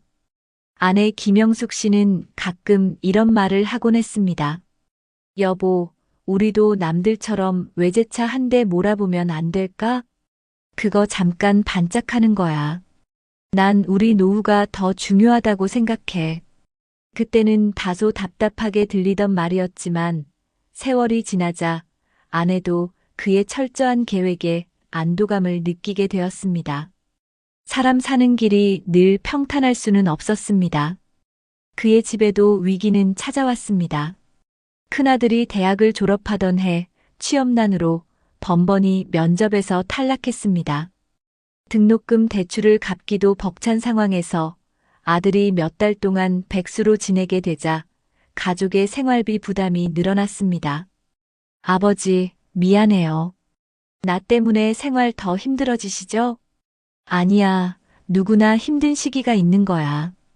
대신 이럴 때 더 차근차근 준비해야 한다. 또한 아내가 갑작스럽게 병원에 입원한 적도 있었습니다. 건강검진에서 심장 관련 질환이 발견되어 큰 수술을 받게 된 것입니다. 많은 이들이 이런 상황에서 가정 경제가 무너지곤 합니다. 하지만 종길 씨는 이미 실손보험과 건강보험을 착실히 들어두었기에 치료비의 대부분을 충당할 수 있었습니다. 여보, 당신이 예전부터 보험을 챙기자고 해서 귀찮아도 따라줬는데 결국 이렇게 도움이 되네. 그러니까 내가 늘 말했잖아. 미래는 누구도 장담 못하니까 준비해야 한다고. 그는 위기 속에서도 크게 흔들리지 않았습니다. 이유는 단순했습니다. 이미 수십 년간 그는 생활비와 저축, 보험, 연금까지 균형 있게 설계해왔기 때문입니다. 2025년 현재 물가가 오르고 전기가스 요금이 부담되는 상황에서도 그는 매달 나오는 공무원 연금 약 190만 원으로 기본적인 생활을 유지하고 있습니다. 아내의 치료비 일부는 적립해둔 저축형 보험에서 나왔고 자녀들의 학자금도 장기저축 덕분에 큰 무리 없이 감당했습니다. 물론 생활이 넉넉하다고는 할 수 없었습니다. 하지만 그는 있을 때 아껴 쓰고 모을 때 모으자는 원칙을 지켰기에 위기 속에서도 삶의 기반은 무너지지 않았습니다. 그의 이웃들은 종종 이렇게 말했습니다. 종길 씨, 대단해요. 다들 퇴직 후엔 허덕이는데 어떻게 그렇게 안정적으로 지내는 거예요? 저도 특별한 거 한 거 없어요. 그냥 욕심을 줄이고 미래를 먼저 생각했을 뿐이에요. 은퇴한 지 3년 차가 되던 해, 이종길 씨의 집에도 가장 큰 시련이 닥쳤습니다. 둘째 딸이 결혼을 앞두고 있었는데 예식 비용과 전세 보증금 지원을 요청해 온 것입니다. 아버지, 저 혼자 힘으로는 전세 자금을 감당하기 어려워요. 요즘 집값이 너무 올라서. 딸의 목소리는 미안함으로 가득했습니다. 2025년 현재 전세 시장은 여전히 불안정했고 서울은 물론 지방 중소도시까지도 보증금이 예전보다 훨씬 높아졌습니다. 하지만 종길 씨는 오랫동안 노후 대비 저축을 해왔고 특히 결혼 자금용으로 따로 마련해 둔 적금이 있었습니다. 걱정하지 마라. 아버지가 준비해뒀다. 그의 대답에 딸은 눈물을 보였습니다. 많은 가정이 이 시점에서 무너집니다. 부모가 빚을 내서 자녀 결혼을 도와주고 그 빚 때문에 노후가 휘청이는 경우가 흔합니다. 하지만 종길 씨는 오히려 차분했습니다. 은퇴 전부터 매달 조금씩 따로 모아둔 돈이 있었고 필요할 때 쓸 수 있도록 안전하게 관리해왔기 때문이었습니다. 딸의 결혼식이 끝난 후 가족이 모두 모였습니다. 손주가 태어나고 온 가족이 함께 저녁 식탁에 둘러앉았습니다. 아들이 말했습니다. 아버지, 솔직히 예전엔 왜 그렇게 아껴 쓰냐고 답답했는데 지금 보니 아버지가 얼마나 멀리 보고 계셨는지 알 것 같아요. 아내도 고개를 끄덕였습니다. 당신 덕분에 아이들 결혼도 잘 치르고 우리 노후도 큰 걱정이 없네. 만약 그때 외제차나 불필요한 사치를 했더라면 지금 우리 모습은 달랐을 거야.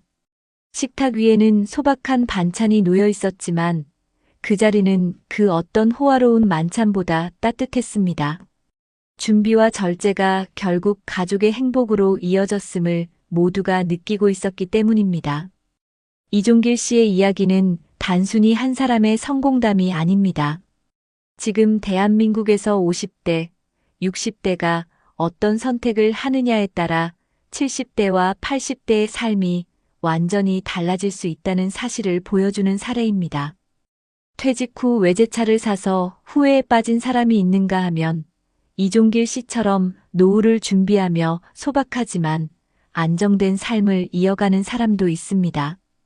차이는 단순합니다. 현재의 욕망을 따라가느냐, 미래를 준비하느냐.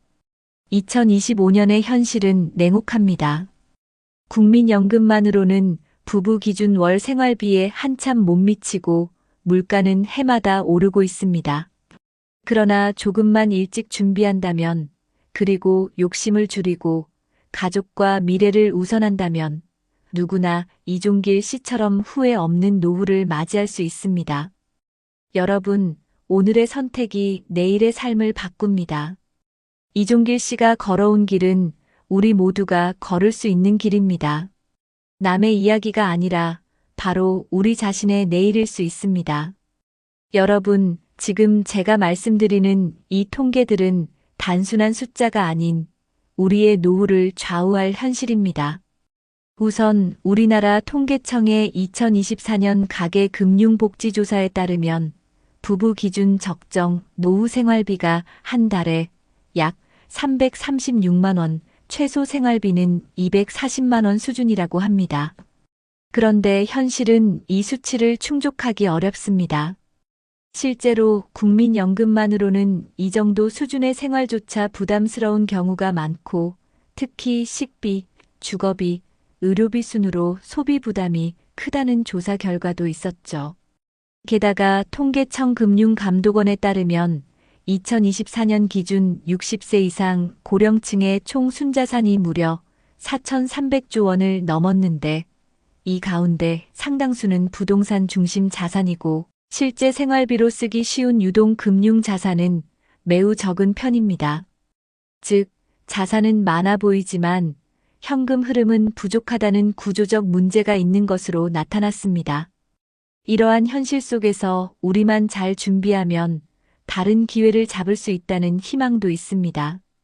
예를 들어 NH투자증권 등이 참여한 연구에 따르면 퇴직 전 50대에게는 퇴직연금을 노후 자금으로 잘 지켜두는 것이 핵심이라고 강조합니다.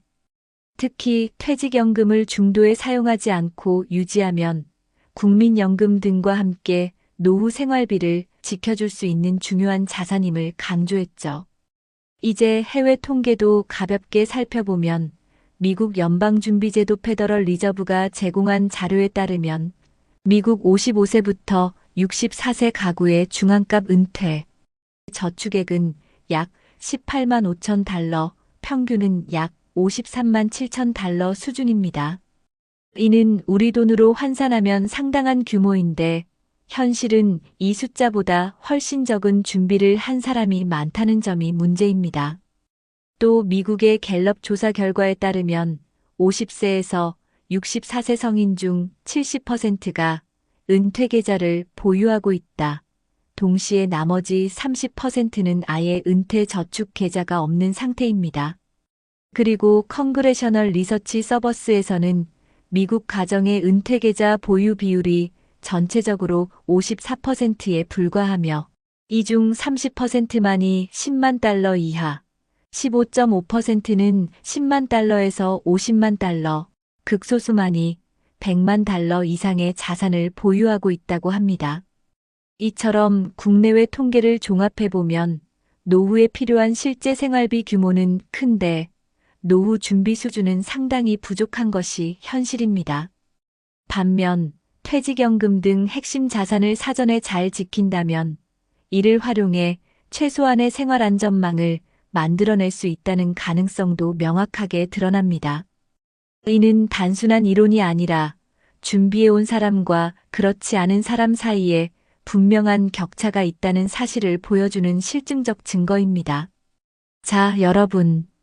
지금부터는 반대로 우리 주변에서 실제로 노후 준비를 현실적으로 도와주고 있는 정책과 프로그램들을 살펴볼게요. 먼저 대한민국 정부와 지자체 차원에서 어떤 지원을 하고 있는지부터 말씀드릴게요. 중앙노후준비지원센터에서는 웹사이트를 통해 노후준비 종합진단과 재무연금 수준을 스스로 확인하고 상담을 예약할 수 있는 시스템을 운영 중입니다. 여기에 다니시면 내연금 알아보기, 목표자금 설계 등의 다양한 항목에 대해 전문가 도움을 받을 수 있어요. 그리고 지자체에서 정말 실질적인 울타리가 되어주는 프로그램들이 있습니다. 예를 들어 부산광역시는 지속가능한 생애 재설계 교육을 중심으로 한 노후준비 전달 체계를 구축하여 활기찬 노후를 준비할 수 있도록 지원하고 있습니다. 인천고령사회 대응센터에서는 고독, 건강, 무의, 빈곤 등 노년기에 흔히 마주할 문제들을 미리 예방하기 위한 교육과 상담 서비스를 시범적으로 운영 중이죠. 또한 부산 북구청 측의 공창종합사회복지관이나 사상구청 같은 곳에서는 노후준비 진단 및 상담, 재무건강여가인 간관계를 아우르는 기초교육 프로그램을 제공하고 있고, 이천시는 5060 신중년 교육 프로그램을 통해 재취업이나 창업, 여가소양 교육을 지원하고 있어요. 그리고 건강 측면에서도 지역보건소나 노인복지센터를 통해 60세 이상 주민 대상으로 건강 바우처나 무료 건강검진 고혈압 당뇨 검사, 체력 인바디 측정, 스트레칭 교육 등을 제공하며 노인의 의료 접근성을 높이고 있습니다. 이처럼 우리나라에서는 중앙-지자체 간 연계를 통해 정밀한 진단, 재무 설계, 맞춤형 교육, 심리 지원 또는 사회적 관계망 강화, 건강 안전망 구축까지 이어지는 여러 정책을 실제로 돌아가고 있다는 점이 매우 중요합니다. 그런데 해외 사례도 참고할 만한 게 꽤 있어요.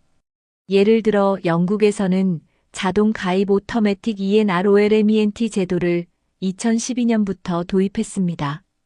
국민이 은퇴연금에 스스로 가입하지 않아도 자동으로 가입되며 원한다면 탈퇴할 수도 있는 방식인데 덕분에 가입자 수가 크게 늘었다는 평가를 받았어요. 싱가포르는 조금 다른 방식인데 센트럴 프라비던트 펀드 CPF라는 국가복지저축제도를 운영하며 노후 1호주택 등 목적별로 계좌를 나눠 운용합니다. 예를 들어 의료 지출을 위한 계좌, 노후를 위한 계좌 등으로 자동 저장되며 노후 소득의 기본 틀을 제공합니다. 덴마크는 또 다른 모델입니다.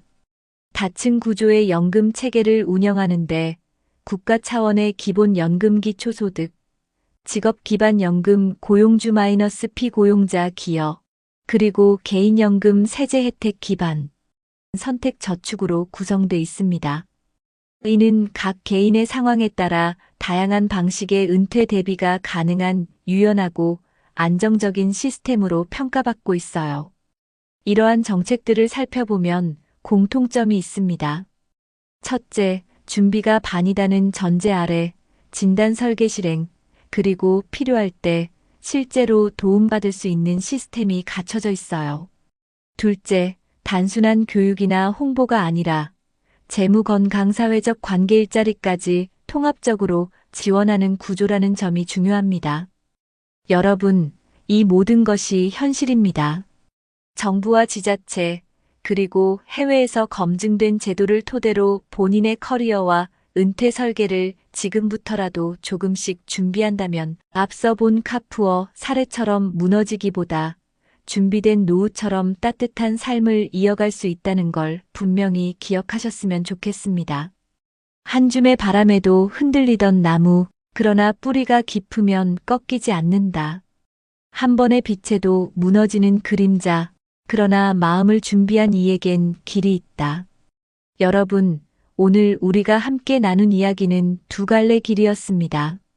한쪽에는 퇴직 후 욕망을 따라 외제차를 샀다가 결국 가족과 갈라서고 빚더미에 눌려버린 김성호 씨의 모습이 있었고, 다른 한쪽에는 욕심을 줄이고 미리 준비하며 자녀의 결혼까지 든든히 지켜준 이종길 씨의 삶이 있었습니다. 어느 길을 가고 싶으신가요?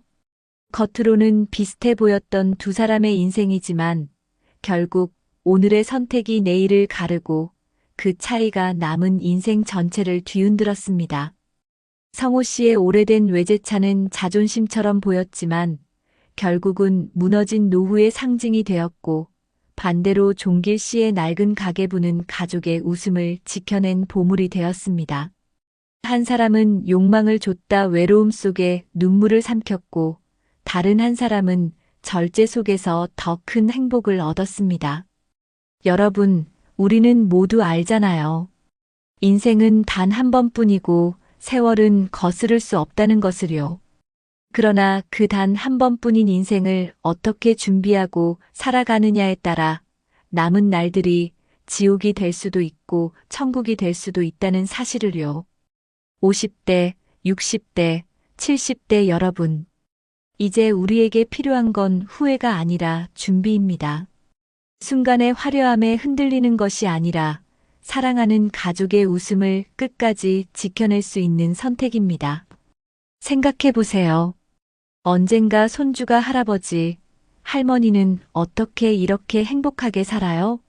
라고 물을 때 뭐라고 대답하고 싶으신가요? 내가 하고 싶은 것만 하다 보니 이렇게 힘들어졌다라고 말할 것인지, 아니면 조금 참고 준비했더니 너희와 함께 웃을 수 있었다라고 말할 것인지 말입니다. 여러분, 지금도 늦지 않았습니다. 소비를 줄이고 욕심을 덜고 노후를 위한 작은 준비를 오늘부터 시작한다면 우리도 종길 씨처럼 당당하게 웃을 수 있습니다. 노후를 준비한다는 건 단순히 돈을 모으는 게 아닙니다. 그것은 가족의 마음을 잇는 다리를 놓는 것이고 내 삶의 존엄을 지키는 최소한의 약속입니다. 끝으로 이 말을 드리고 싶습니다. 행복한 노후는 결코 우연이 아닙니다. 매일의 작은 선택이 쌓여 마지막에 우리를 웃게 합니다. 오늘 우리의 이야기가 여러분의 가슴에 깊이 남아 내일을 바꾸는 힘이 되기를 바랍니다. 여러분의 노후가 눈물이 아닌 미소로 채워지기를 진심으로 기원합니다.